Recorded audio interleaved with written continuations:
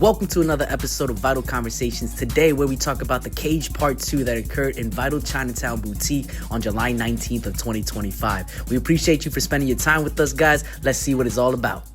What's going on, Vital family? It's your boy Vital, and welcome to another episode of our podcast as we walk through Chinatown. Today I got a special guest with me, so I'll let him introduce himself. Go ahead, my boy. What's up, peoples? I'm Styles. I am the leader of Prophecy Footwork Crew, also the CEO of the Cvge Dance event. Yes, sir. Now, if you've been following us for a minute, you know exactly what this podcast is going to be about, especially hearing about Styles and Prophecy. We have quite the history together. I just want to highlight the space we're in today, not our normal Chinatown Square or the boutique. We're in Pingtown Park, a very historic place in Chinatown. A lot of different events going on around us, but I hear you also have some history here, too. Oh, yeah, man. Every time we dance here, it's just an outlet that's vital and essential to our system. We got to have some type of way of expressing ourselves, and we've done it twice in this area.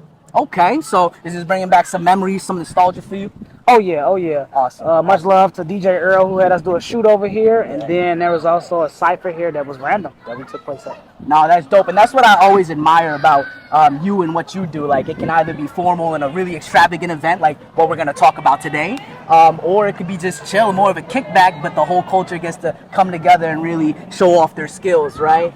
So as you guys already hear so far, we're going to be talking a little bit about our footwork events that we've done in collaboration, but also hopefully learn a little bit more about the behind the scenes, because I know our audience has been hungry for that. That being said, do you remember the first time we met? Oh, yeah. Yeah? So pretty much we were looking to just get some exposure for Prophecy. Also, the main goal is to continue to have like Chicago Footwork at its base and core of everything we do. So we want to make sure that Chicago Footwork is getting expanded and the city is recognizing it more. And really, honestly, they just came up with FAM, which was Footwork Appreciation Month, which is officially August. The city recognized it, and now it's just time to grow that within the city so everybody wants to do footwork or have knowledge of it. Time out. That's huge. When that's an update, the FAM? Oh yeah. When did that happen? That happened literally right before August kicked off. Wow. Congratulations, so, man. Hey, that's something big, and pretty much just reaching out to you was kind of the start of a good bond that we got, and also the future of growing footwork in this community. Yeah. Because that was the first time that footwork was ever in Chinatown. Right. I remember, like, it was 2 years ago. It was back in 2023. Styles stepped up into the boutique, and I remember the vision was just like, hey, I want to make a reel in this space, right? And we put it out, and I was like, that's cool, right? But as we got to know each other and our mission and what we really want, your mission to grow the footwork community, but also me learning more about what footworking is, right, and what it represents, that just made me really realize, yo, we got to do something bigger. It's not just going to be a reel. And that's how the first Cvge happened in the boutique, right? Which we're about to talk about. But dude, that's mind blowing. Like, that's actually really cool because it's a full circle moment. I remember your main mission. You were like, Vital, we need to get footwork back on the map. You know, it used to be the biggest thing in Chicago, and it still is in many pockets, right? But we want the world to recognize that again. So I think that's so dope. You guys have a day, a month to recognize that. That's huge. Exactly. I like to believe I was a part of that a little bit too, right? Because we did do our first collaboration called the Cvge back in 2023, where we brought footwork for the first time ever in Chinatown, right? At least highlighted to that level. So let's kind of inform our audience a little bit, man. When I bring up that event, right? What comes to your mind? What comes to your heart? Because I know we're here today to talk about the second one, which we did just a month or two ago. But I'm curious, when I bring your head back to the first one, what really comes up? So if we go back to the first one. So originally the Cvge is an event that I created and pretty much decided that we had to figure out how can we get more sessions going to where footwork is exposed. Right. Started off in the basement. We really started off at Tish Studio, then it grew into a basement. From that basement, it continued to rise. So when I came to you upped the level of what we could do. So we did the first very own Cvge X Chinatown Vital. Then once we put that together, it was a nostalgic feeling, but yet something new. Yeah. We brought back that old feeling that we used to have at events, but yet in a new space, a new community, new eyes are on us. There were actually some celebrities that stopped through. Shout out to Edward III, that he's on Power, the one with Tommy. Gotta excuse the train, but Yeah, hey, we're really in Chinatown, all right, guys. We just got to roll with it. but yeah, for the most part, a lot of people did stop through and show face and supported what we had going on. Nah, most definitely. But Most definitely. let's continue to walk.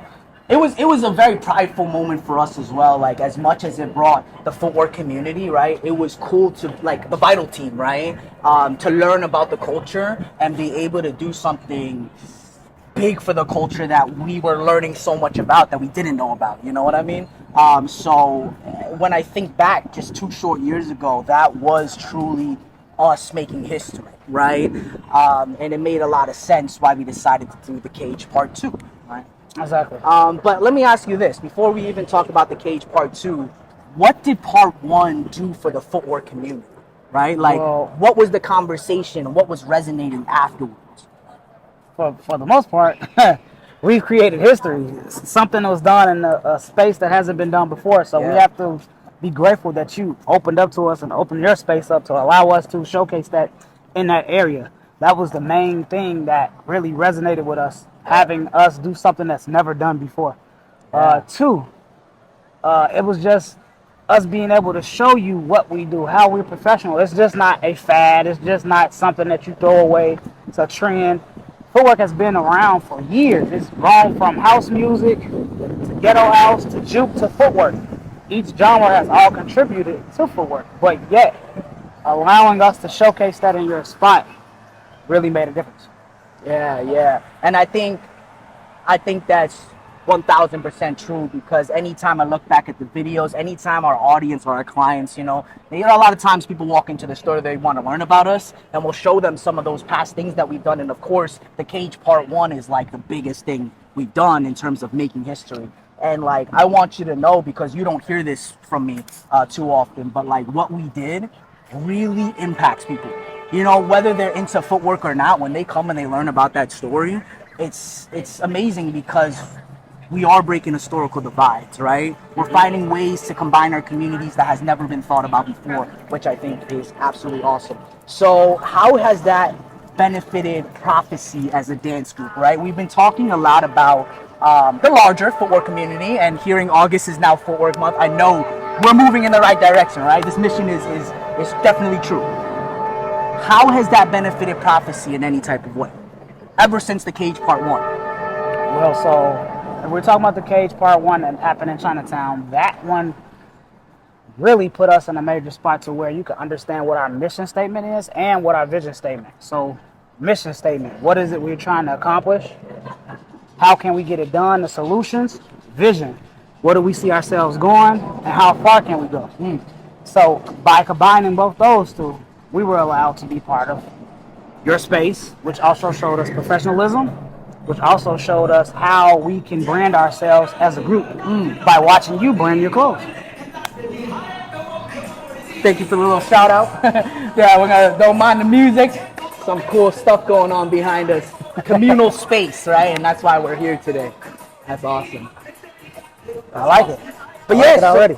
So it put what I'm hearing is the Cage Part 1 kind of put you on a more highlighted platform where more eyes were there, but it also helped you realize, like, hey, what do we need to do to make sure the eyes stay on us, right? And make sure we keep growing as a brand. So I know this, but our audience doesn't. Since that date, man, tell our audience a little bit about Prophecy and the big collaborations you've done, right? Because I'm blessed to be one of those big collaborations. But after that, okay, because I know, but brag a little bit, man. Well, Prophecy originally started in like 2011.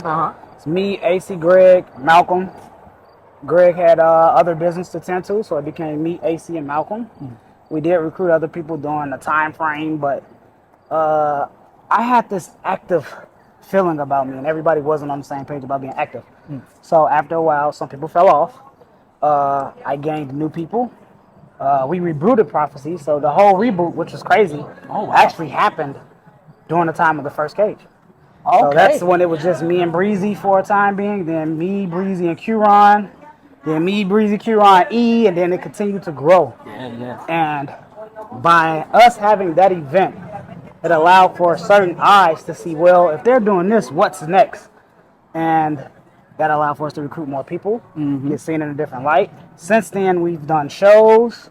We also been booked for a fashion show where we actually performed, and then we did some other performances as well that just took place all throughout the city. Even a birthday party and that happened at the Forest Preserve on 87. So with that going on, those people were excited. Yeah. They wanted to see what could we bring. Do we bring something different from the dance event? So we had to show them that performance is different from actually battling, but it's still an essence of what we do. Right. And that's what I love about the footwork culture. Every time you guys hit the floor, it's like I see that aggressiveness in the performance, right? And the aggressiveness isn't taken in a negative way. Actually, it resonates, the energy throughout the room. And I think that's why people, even who don't footwork, really get gravitated towards that, birthday party or not. What's a big name that you've collaborated with, man? I keep trying to get you to brag, but I know you were in a music video that, with which artist? Oh, so, okay, I did a music video with Tink. Not Tink, I'm sorry. I'm so sorry. I did a music video with Feather, who collaborated with Tink. Hell yeah. Then we also did a music video with Mellow Bucks, Footwork in there. Then we also collaborated with Red Bull. So we've been collaborating all across the board with different people, and we want to continue to grow those collaborations to the point where we are seen, Footwork is seen, and we are showing what we do aggressively, yet positively.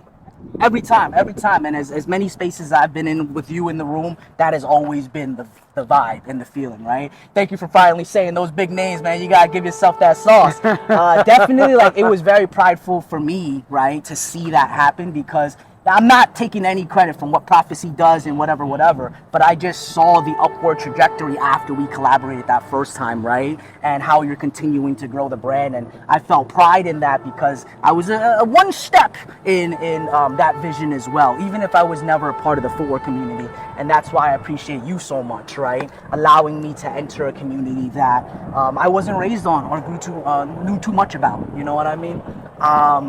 So yeah, man, that being said, I really want to spend some time talking about the Cage Part 2, because I think all those different things led up to the Cage Part 2, which happened in June, I believe, of this year, June of 2025. Right. So it's been some time, and I do have some questions thinking about how it grew since that point. All right, but tell our audience a little bit about the Cage Part 2. What made it different from Part 1? So here, ladies and gentlemen, this is where it gets fun. So Footwork is its own dance. It has its own style. It's unique. It's raw. It's unfiltered. But yet there's so many other dancers in Chicago who do know about it and don't know about Footwork. There's also civilians who don't know what Footwork is.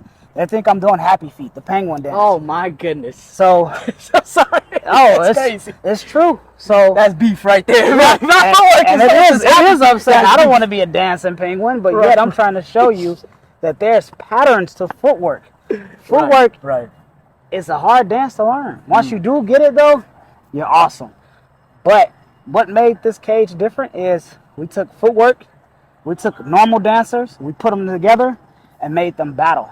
So now it's an all-style event, allowing all styles to collaborate and figure out how to dance on the floor. Yet, what made this one special that never has been done before, we play all footwork music.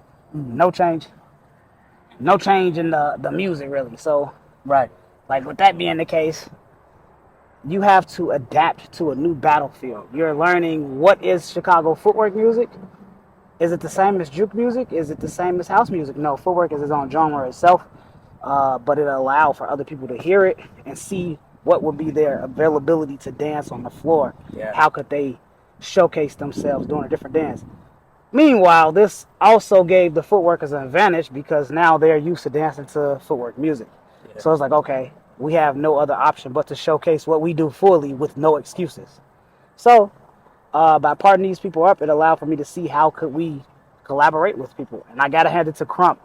Those guys are amazing when combined with footworkers. It's like two unfiltered, raw styles together, making something amazing. Right. Well, like, so tell me a little bit, because like that, in my insight, you know, compared to the first cage, the second one was where we really got to see teams come together. Is that a common thing in the cage, or was that like? Now, yeah, it's common. It's common as far as like if we're gonna be doing just straight footwork, then yeah, it's common. Like 2 footworkers doing it. Right. But it's uncommon. Like 2 on 2. Right.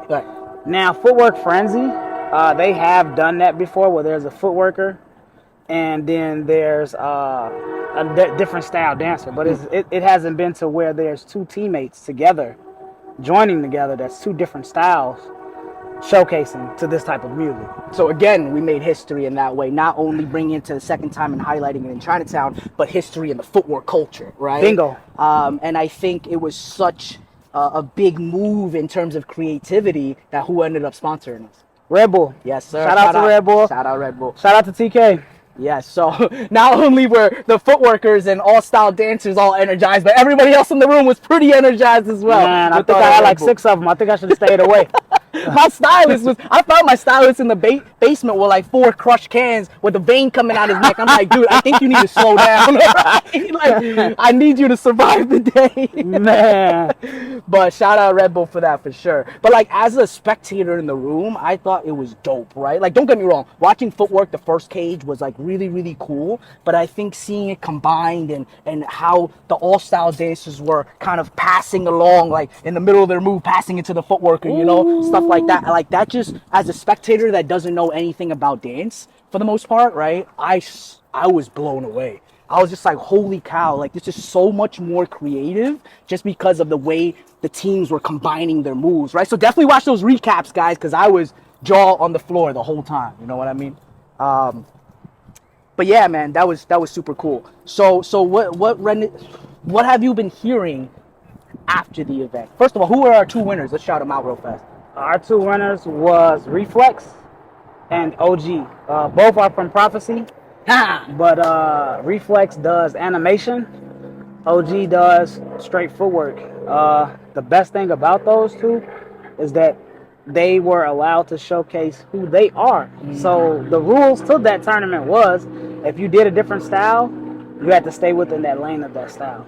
You could do tag team moves, but you have to showcase what you're good at, what you've mastered. Right. And those guys showcased it great.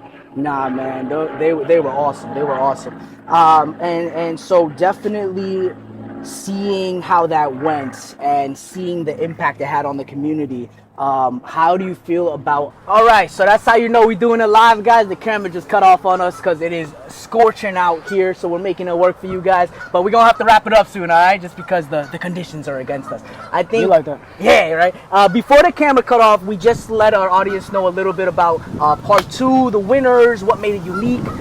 So kind of the last few questions I have, like, ever since that pivotal moment with the all styles, right? What was the feedback from the dance community? It's been a month and a half now. What have you been hearing? So you know you're gonna get some good with the bad. Some of the bad. Let's start with the bad. You always want to go bad then good, you know, sour then sweet. So the bad, you know, reactions I got back from it was, why are footworkers going against some dance that's not footwork? And very few from the community itself, but more so from people who don't know too much about footworking or used to do it back in the day, maybe like 2009, and they haven't kept up with it up until now. So it's always a lot of that going on. So I don't really pay too much attention to it, but I did inform them, like, hey, footwork is growing, it's expanding, it's evolving. We're gonna have to compete versus other dances to get seen more. And this was just a new experiment. The good reviews I got, let's do it again. This was amazing. This was dope. I'm sorry I missed this one. When is the next one? It was just a lot of crazy questions about how it should continue to have this type of effect. And this may be the thing we might do with Vital. No, we won't talk about that, but definitely, like, with anything new in any culture, I think that's what makes you and me unique. In our lane of fashion and Asian-owned streetwear, we're pushing against the grain a lot, right? And there's always going to be critiques with that. Same thing for you, expanding the footwear culture. There's always going to be critiques. But that being said, bro, with the good, with the bad, how do you feel about us partnering once a year? An annual thing, the Cage in Chinatown. Let's do it. Let's do it. I have no doubt that we can make this into something that the city's going to recognize and they're going to grow to love it. 100%, guys. And I wanted to wait till the podcast to ask that so you guys see it live. Definitely be locked in, and that's our mission together, bro. So before we let you go and our audience get back to their lovely day, any final things you want to tell us just to look forward to whatever it may be. The goal for the cage is once a month, so I try to keep everybody informed about the cage more. But there's always going to be something special. Each cage will be different. We're going to bring some fun. Prophecy also has a lot of performances, and if you ever need us, holler. If you can't find us, talk to Vital. Vital will find me, and we'll come to you. No, definitely. We'll put all the social media links so you can connect with all of us guys. But till the next big event, until the next podcast. Love.